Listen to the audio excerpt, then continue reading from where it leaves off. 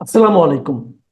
প্রিয় দর্শক, অন্য মঞ্চের আলাপ চাইতায় আপনাদের সকলকে আমন্ত্রণ জানাচ্ছি। যে আওয়ামী লীগ সরকারের আমলেই 2011 সালের একটা আদালতের রায়ে কেয়ারটেকার সরকারের অধীনে নির্বাচন ব্যবস্থাটা বাতিল করা হয়েছিল। সেই আওয়ামী লীগ কেন 2025-এ এসে আবার কেয়ারটেকার সরকারের অধীনেই নির্বাচন চেয়েছেন? বিশেষ করে সম্প্রতি শেখ হাসিনা তার বক্তৃতায় বলেছেন যে ডক্টর ইউনূসের নেতৃত্বে তারা কোনো নির্বাচনে অংশগ্রহণ করবেন না এবং তারা কেয়ারটেকার গভর্নমেন্টের অধীনে নির্বাচন চান। এই যে সিদ্ধান্ত পরিবর্তন, এটির ফলে দেখেছি যে অনেকেই আওয়ামী লীগের সমালোচনা করছেন, আবার যারা আওয়ামী লীগের সমর্থক তারাও আবার কিছুটা কনফিউজ যে তাই তো আমরাই এই কেয়ারটেকার গভর্নমেন্টের বিরুদ্ধে কথা বললাম, এটাকে বাতিল করালাম, আবার এখন আমরাই কেয়ারটেকার চাইছি। এইটা আসলে কি? আওয়ামী লীগের এই অবস্থান পরিবর্তনটা কতখানি যৌক্তিক বা বর্তমান প্রেক্ষিতে কতটা জাস্টিফাইড? আমরা এই আলোচনাটা করবার আগে আসুন আমরা একটু বাংলাদেশে কি করে এই কেয়ারটেকার সরকারের অধীনে নির্বাচনের ব্যাপারটা এলো এই ইতিহাসটা একটু জানা দরকার। যদি ইতিহাসটা জানি তাহলে আজকে যে প্রশ্নটি উত্থাপিত হচ্ছে আওয়ামী লীগের বিরুদ্ধে, এমনকি আওয়ামী লীগের অনুসারীদের মধ্যেও যে কনফিউশন, সেটির একটা গ্রহণযোগ্য জবাব পাওয়া যাবে বলে আমার মনে হয়। 1990 সালের ডিসেম্বরে এরশাদের পতনের পর যে নির্বাচনটি হয়েছিল বিচারপতি শাহাবুদ্দিন আহমেদকে প্রধান করে, সেই প্রথম কেয়ারটেকার সরকারের অধীনে বাংলাদেশে নির্বাচন হয়। কিন্তু সেটা ছিল ওয়ান টাইম ব্যবস্থা, যে সেই নির্বাচনের মধ্য দিয়ে বিএনপি ক্ষমতায় আসে এবং প্রধান বিরোধী দল হিসেবে আওয়ামী লীগ ক্ষমতায় আসে এবং সেই সংসদে জাতীয় পার্টি ছিল, জামাতে ইসলাম ছিল।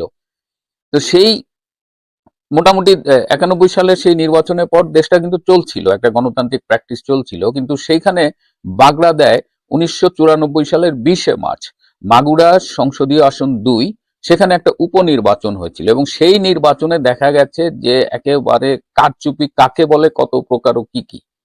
সেখানে বিএনপির প্রার্থীকে জোর করে নির্বাচন কারচুপির মাধ্যমে জেতানো হয়েছিল এবং সেই নির্বাচনটি এতটাই সমালোচিত হয়েছিল যে আজকের যে জায়জাদিন পত্রিকা দেখেন শফিক রহমানের, সেই জায়জাদিন পত্রিকাটি তখন সাপ্তাহিক জায়জাদিন হিসেবে বের হতো এবং তারা এই মাগুরা নির্বাচনকে বলেছিল যে নির্বাচন পদ্ধতি একদম গুড়াগুড়ি করে দেওয়া হয়েছে, মানে একদম ধ্বংস করে দেওয়া হয়েছে। সুতরাং এই নির্বাচনটার বিরুদ্ধে কিন্তু সেই সময় সংসদে যারা বিরোধী দলে ছিলেন, আওয়ামী লীগ বলেন, জাতীয় পার্টি বলেন, তারা সবাই সোচ্চার হয়েছিল এবং সেই থেকে এটা হলো মার্চে এই নির্বাচনী ধ্বংসটা হলো নির্বাচনী ব্যবস্থার। এবং জুন মাসে সংসদের বিরোধী দলগুলোর পক্ষ থেকে, আওয়ামী লীগ, জাতীয় পার্টি, অন্যান্য দলগুলোর পক্ষ থেকে বলা হলো যে এইভাবে দলীয় সরকারের অধীনে সুষ্ঠু নিরপেক্ষ নির্বাচন সম্ভব নয়, সুতরাং একটা কেয়ারটেকার সরকারের অধীনে নির্বাচন করতে হবে। কিন্তু এটা সভাপতি বিএনপি এটা মানেনি এবং সেই সময় এটা নিয়ে তারা অনেক আন্দোলন করেছিল যারা বিরোধী দলে ছিল এবং জুন মাসে তারা এই আওয়ামী লীগ একটা কেয়ারটেকার গভর্নমেন্টের রূপরেখা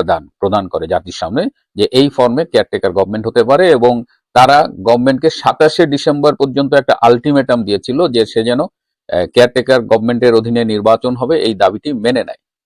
তো বিএনপি তো এটা নিয়ে প্রচুর তুচ্ছ-তাচ্ছিল্য করছে আর কি। এটা তো আপনারা জানেন যে খালেদা জিয়ার সেই বিখ্যাত উক্তি যে কেবলমাত্র পাগল ও শিশু ছাড়া আর কেউ নিরপেক্ষ নয়, সুতরাং নিরপেক্ষ তত্ত্বাবধায়ক সরকারের দাবি তারা মানেনি। যার ফলে দেখা গেল 1994 সালের 28শে ডিসেম্বর সংসদ থেকে আওয়ামী লীগ, জাতীয় পার্টি, জামাতে ইসলামের সকল সাংসদ পদত্যাগ করলেন। তারা পদত্যাগপত্র জমা দিলেন সেই সময়ের স্পিকারের কাছে এবং সেই সময় 147 জন এমপি পদত্যাগ করেছিলেন এবং তখন সেই সময়ের স্পিকার কিন্তু এই পদত্যাগ পত্রগুলো গ্রহণ করেনি। আর তারপর থেকে এই 147 জন পদত্যাগ করেছেন তারা সংসদে যাননি। সুতরাং তারা সংসদে না যাওয়ায় যেটা হয়েছে, সংসদে তারা অনুপস্থিত ছিলেন এবং আপনারা জানেন যে 90 কার্য দিবস অনুপস্থিত থাকলে যদি গ্রহণযোগ্য ব্যাখ্যা ছাড়া তাহলে তার সংসদ সদস্য পদ খারিজ হয়ে যায়। সুতরাং সেই হিসেবে দেখা গেল 1995 সালের 31শে জুলাই সংসদে এই 147 জন এমপির পদ খারিজ হয়ে যায়, মানে এই পদগুলো শূন্য হয়ে যায় এবং তখন বিএনপি চেষ্টা করেছিল এই 147টি পদে উপনির্বাচন করবার এবং সেই অনুযায়ী তারা প্রস্তুতি নিচ্ছিল, কিন্তু আলটিমেটলি তারা সেটা করতে পারেনি। তো এর ফলে এদিকে হয়েছে কি, বিরোধী দল সংসদ থেকে পদত্যাগ করে বসে থাকেনি, তারা কিন্তু তীব্র আন্দোলন গড়ে তুলেছে। এই বিরোধী দলের তীব্র আন্দোলনের মুখে 1995 সালের 24শে নভেম্বর খালেদা জিয়ার পরামর্শ এবং অনুরোধ ক্রমে তৎকালীন রাষ্ট্রপতি এই সংসদ ভেঙে দেয় এবং তারপরে হলো যে নির্বাচন অনুষ্ঠিত হবে কিভাবে। বিরোধী দল অনড় ছিল যে তারা নিরপেক্ষ কেয়ারটেকার গভর্নমেন্টের অধীনে ছাড়া নির্বাচনে যাবে না, খালেদা জিয়া এই দাবি মানতে রাজি না। তো এই সময় মধ্যস্থ করার জন্য কমনওয়েলথ এগিয়ে এসেছিল, যে কমনওয়েলথে তারা অস্ট্রেলিয়ার একজন প্রাক্তন গভর্নর জেনারেল স্যার নিনিয়ান স্টেফানকে পাঠিয়েছিলেন, এবং নিনিয়ান স্টেফান সব দলের সাথে মিটিং করে যে প্রপোজাল গুলো দিয়েছিলেন সেটা অ্যাকসেপ্টেড হয়নি। আলটিমেটলি কমনওয়েলথের সেই উদ্যোগটি ব্যর্থ হয়ে গিয়েছিল, তিনি ফিরে গিয়েছিলেন। সুতরাং বিরোধী দল আন্দোলন তীব্র করেছে। তো বিরোধী দল ছাড়াই তখন খালেদা জিয়ার একটা নির্বাচন করেছিল। আপনারা আজকে অনেকে অনেক কথা বলেন আওয়ামী লীগের বিরুদ্ধে, আপনাদের কথা শুনে মনে হয় যে বাংলাদেশের 54 বছরের ইতিহাসে আওয়ামী লীগ ছাড়া আর কোনো দল ছিল না, এবং যত খারাপ কাজ, যত ফ্যাসিস্ট উপাধি দিয়েছেন সবই আওয়ামী লীগ। কিন্তু আপনারা ইতিহাস ঘাটলে দেখবেন যে এই বিএনপি, এই জামাত, এই জাতীয় পার্টির ইতিহাস যে কতটা নৃশংস এবং নির্মমতায় ভরা, সেই তুলনায় আওয়ামী লীগ কিন্তু অনেক ভালো। আপনি যদি কাউকে ফ্যাসিস্ট বলতেই চান তাহলে আগে ওই তিনটাকে বলে আসবেন, তারপরে আওয়ামী লীগের কাছে আসেন।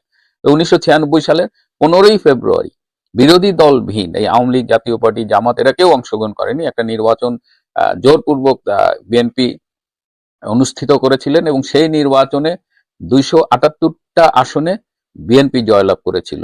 একটা আসনে ফ্রিডম পার্টি আর 10টা আসনে স্বতন্ত্র প্রার্থী জয়লাভ করেছিল, আর বাকি আসনের নির্বাচনী ফলাফল ঘোষণা করা হয়নি।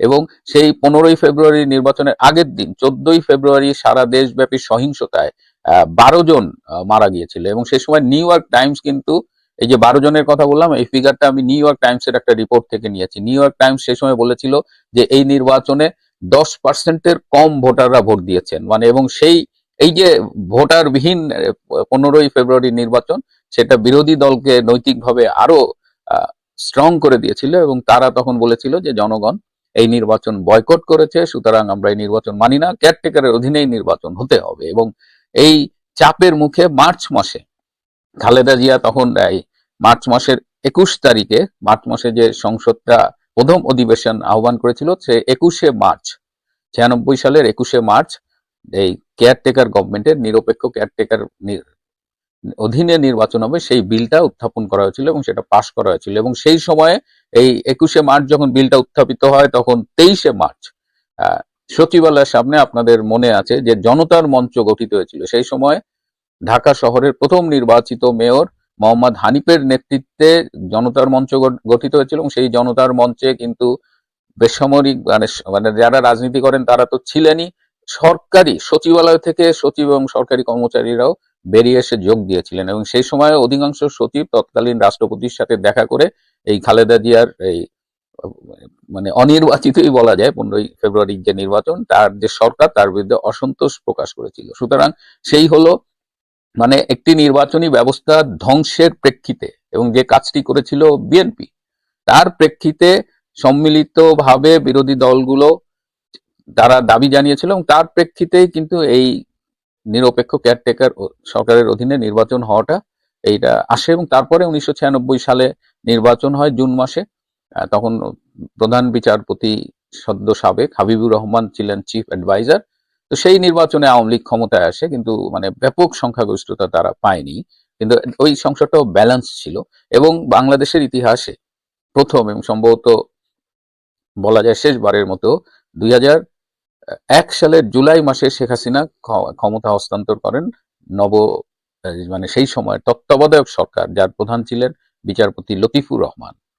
এবং সেই তত্ত্বাবধায়ক সরকার দায়িত্ব নিয়েই নির্বাচন ব্যবস্থা এমনভাবে প্রভাবিত করেন যে 2001 সালের পয়লা অক্টোবরের যে নির্বাচনটি অনুষ্ঠিত হয়েছিল সেটা কিন্তু ব্যাপকভাবে বিতর্কিত হয়েছিল, এবং সেই নির্বাচনে আওয়ামী লীগ মাত্র 62টি আসনে জয়লাভ করেছিল। তারপরেও আওয়ামী লীগ মেনে নিয়েছে, কিন্তু 2001 থেকে 2006, বিশেষ করে 2001-এর অক্টোবরের নির্বাচনের পরে সারা দেশব্যাপী আওয়ামী লীগের উপরে এবং সংখ্যালঘুদের উপরে বিএনপি এবং জামাত সম্মিলিতভাবে যে অত্যাচার চালিয়েছিল, সেটাও ইতিহাসে খুব বিরল। আমার কাছে 4 খণ্ডের বই আছে, এবং সেইখানে পুরা ডকুমেন্টেড আছে যে বিএনপি সংখ্যালঘুদের উপরে কি পরিমাণ অত্যাচার চালিয়েছে। এবং সেই সময় একটা বিখ্যাত মানে উক্তি আমরা শুনেছিলাম যে সিরাজগঞ্জের উল্লাপাড়া একটা কিশোরী মেয়ে, তার নাম পূর্ণিমা, বিএনপির সম্মিলিত ধর্ষকরা তাকে পালাক্রমে ধর্ষণ করেছিল, এবং পূর্ণিমা তখন ছোট, তার মা বলেছিল আমার মেয়েটা ছোট, বাবা তোমরা একজন একজন করে আসো।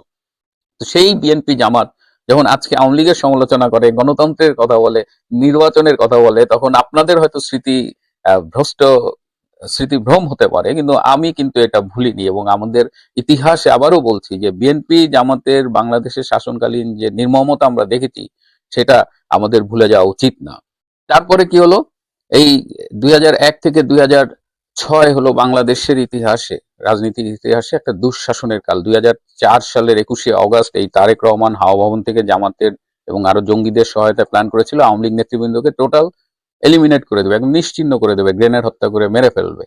তারপরে সেটা আল্লাহ সামহাও 24 জন মারা গেলেও শেখ হাসিনা এবং আওয়ামী লীগের অধিকাংশ কেন্দ্রীয় নেতৃবৃন্দ বেঁচে গিয়েছিলেন, আইবি রহমান মারা গিয়েছিলেন। তো এরকম তারপরে 2006 সালে যখন আরেকটা কেয়ারটেকার সরকারের অধীনে নির্বাচন হবে, তখন কি করলেন বিএনপি?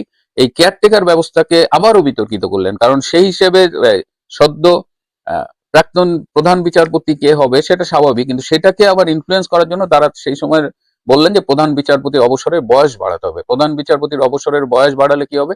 তাদের পছন্দের প্রধান বিচারপতি কে এম হাসান তখন পরবর্তী তত্ত্বাবধায়ক সরকারের প্রধান হবে, এবং নিজেদের তত্ত্বাবধায়ক সরকারের প্রধান হলে তাদের সুবিধা হবে ইলেকশন ম্যানিপুলেট করতে। কিন্তু বিরোধী দল আবারও এমন তীব্র আন্দোলন গড়ে তোলে যে কে এম হাসান তখন আর প্রধান তত্ত্বাবধায়ক সরকারের প্রধানের দায়িত্ব নিতে অস্বীকার করেন, এবং সেই সময় আরো 3-4টা অপশন অ্যাভয়েড করে সেই সময়ের রাষ্ট্রপতি ইয়াজউদ্দিন আহমেদ তিনি নিজেকে তত্ত্বাবধায়ক সরকারের প্রধান ঘোষণা করেন, এবং তিনি একটা নির্বাচন অনুষ্ঠানের আয়োজন করেন, কিন্তু প্রধান বিরোধী দলগুলো সেটি মানেনি, এবং সেই প্রেক্ষিতে 111-এর একটা অনির্বাচিত অস্বাভাবিক সরকার এসেছিল, আর্মি ব্যাকড অনির্বাচিত সরকার, যেটার প্রধান তত্ত্বাবধায়ক সরকারের প্রধান উপদেষ্টা ছিলেন ডক্টর ফখরুদ্দিন আহমেদ। সেটাকে বলা হয় ইয়াজউদ্দিন ফখরুদ্দিন মঈনুদ্দিন আহমেদের সাথে, এবং তারা 2 বছর ক্ষমতায় ছিল। সেখানেও তারা চেয়েছিল -2 ফর্মুলা, খালেদা হাসিনাকে বাদ দিয়ে, আওয়ামী লীগ বিএনপি প্রধান নেতৃত্বকে বাদ দিয়ে তারা একটা সরকার, এবং বিরাজনীতিকরণেরও তারা অনেক চেষ্টা করেছিল, কিন্তু তারা পারেনি। সেখানে সম্মিলিত আন্দোলনের প্রেক্ষিতে তারা বাধ্য হয় একটা নির্বাচন দিতে, এবং সেই নির্বাচনে দেখা যায় যে 2008 সালের শেষের যে নির্বাচনটা হয়েছিল সেই নির্বাচনে আওয়ামী লীগ বিপুল সংখ্যাগরিষ্ঠতা নিয়ে জয়লাভ করেছে। এবং এই পর্যন্ত দেখেন যে বিএনপি কতবার নির্বাচনী ব্যবস্থা ধ্বংসের চেষ্টা করেছে, কেয়ারটেকার ব্যবস্থাকে বিতর্কিত করার চেষ্টা করেছে, এবং তখন সভাপতি 2009 সালে দায়িত্ব নিয়ে আওয়ামী লীগ সরকার তারা বললেন যে না, এইভাবে প্রতিবার নির্বাচন নিয়ে একটা কেয়ারটেকার এর ফরমেশন নিয়ে একটা বিতর্ক হবে, তার চেয়ে আমরা একটা সাস্টেইনেবল সিস্টেম ডেভেলপ করি, যেমন ওয়েস্টার্ন কান্ট্রিজে নির্বাচন হয়, ভারতে নির্বাচন হয়, এই যে অস্ট্রেলিয়া, আমেরিকা বলেন, কানাডা বলেন, এদের তো নির্বাচন হয়, সরকার পরিবর্তন হয়, জনগণ যেভাবে ভোট দেয়। তো বাংলাদেশে সেরকম একটা ব্যবস্থা শেখ হাসিনার সরকার করতে চেয়েছিলেন, এবং 2014 সালের যে নির্বাচনটা হয়েছিল আপনাদের মনে আছে যে শেখ হাসিনা কিন্তু তখনও ওই খালেদা জিয়ারা ব্যাপক আন্দোলন করেছিলেন, এবং বেশ কয়েকটা সিটি মেয়র নির্বাচনে বিএনপি জয়লাভ করেছিলেন। বিএনপির একটা ভালো অবস্থান ছিল বলে মনে করা হয়। তখন খালেদা জিয়া বললেন যে তত্ত্বাবধায়ক সরকার করতে হবে, এবং সেখানে 10 জন উপদেষ্টা হবে। 10 জন উপদেষ্টা কারা হবে? সেই 91 এবং 96 সালের যারা ছিলেন তাদের থেকে, সেই উপদেষ্টাদের থেকে 10 জন বেছে নেওয়া হবে। 5 জন বিএনপি বাঁচবেন, 5 জন আওয়ামী লীগ বাঁচবে, সুতরাং 10 জন। তো এটা আওয়ামী লীগ মানেনি। আওয়ামী লীগ একটা বলেছিল যে না, এইভাবে না, আমরা নির্বাচনকালীন একটা সরকার করব, যে যারা নির্বাচিত প্রতিনিধি তারাই এই সরকারে অংশগ্রহণ করবেন, এবং সেইটা বলেছিল যে মানে স্বরাষ্ট্রমন্ত্রী হবে বিএনপির থেকে। হ্যাঁ, এরকম বেশ কিছু প্রস্তাব দিচ্ছিল। যাই হোক, বিএনপি সেই নির্বাচনে অংশগ্রহণ করেনি, সুতরাং সভাপতি বাংলাদেশের রাজনীতিতে বড় রাজনৈতিক দল বিএনপি অথবা আওয়ামী লীগ অংশগ্রহণ না করলে সেই নির্বাচনের গ্রহণযোগ্যতা বিতর্কিত হয়ে যায়। তারপরে থেকে আওয়ামী লীগের এই যে চেষ্টা যে একটা নির্বাচিত সরকারের অধীনে একটা সাস্টেইনেবল ইলেকশন অর্গানাইজিং একটা সিস্টেম ডেভেলপ করা, সেটা কখনোই বিএনপি হেল্প করেনি। এবং তারপরে দেখা গেছে যে আজকে, সুতরাং আওয়ামী লীগ যে কেয়ারটেকার ব্যবস্থার বিরোধিতা করেছিল সেটা যেমন যৌক্তিক, আওয়ামী লীগ যে প্রত্যাশা করেছিল সেটাও যৌক্তিক, যে দেশে সরকার আসবে, সরকার যাবে, কিন্তু নির্বাচনটা ফেয়ার হবে। কিন্তু বিএনপি এবং অন্যান্য বিরোধী দলের সহযোগিতা না থাকায় সেটা ডেভেলপ করা যায়নি। কিন্তু আজকে যখন আওয়ামী লীগ এই কেয়ারটেকার গভর্নমেন্টের অধীনে নির্বাচন চাচ্ছে, তখন সমালোচনা চলছে। কিন্তু আওয়ামী লীগের পক্ষ থেকে যে যুক্তিটা আসছে, যে আওয়ামী লীগ চেয়েছিল যে একটি নির্বাচিত বৈধ সরকারের অধীনে একটা নির্বাচিত ব্যবস্থা গড়ে তোলা। কিন্তু বাংলাদেশে বর্তমানে কি কোন নির্বাচিত বৈধ সরকার আছে? বাংলাদেশে বর্তমানে একটি অবৈধ সরকার আছে, এবং এই ইউনূস সরকারের অধীনে একটি নিরপেক্ষ সুষ্ঠু নির্বাচন করা সম্ভব নয়। সুতরাং এই মুহূর্তে কেয়ারটেকারের বাইরে আর কি বিকল্প থাকতে পারে? যেহেতু একটা নির্বাচিত সরকার নেই, যেহেতু একটা বৈধ সরকার নেই, সেহেতু তার অধীনে তো নির্বাচনে যাওয়ার কোনো যৌক্তিক কারণ থাকতে পারে না। তার চেয়ে বেটার অপশন হলো যে এই মুহূর্তে একটা তত্ত্বাবধায়ক সরকারের অধীনে নির্বাচন হয়, এবং আমি বিশ্বাস করি যে এটি আবারও একটি সাময়িক ব্যবস্থা, এবং আগামীতে যদি সুষ্ঠু নির্বাচন হয়, ফেয়ার ইলেকশন